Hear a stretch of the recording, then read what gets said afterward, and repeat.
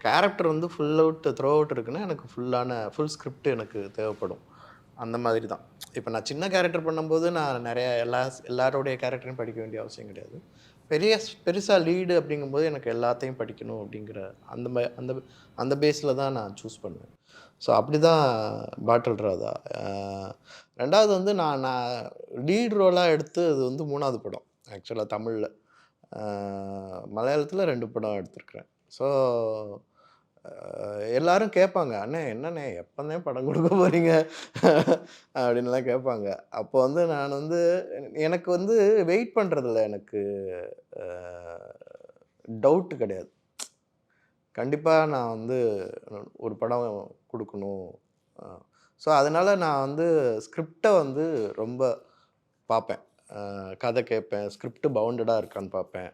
என்னுடைய படம் வெற்றிய விட முதலா வந்து ஒரு படம் எடுக்கக்கூடிய டைரக்டருடைய வெற்றி ரொம்ப அவசியமா பாப்பேன். புரொடியூசருக்கு காசு திரும்பி போகணுங்கிறதையும் யோசிப்பேன் நானு.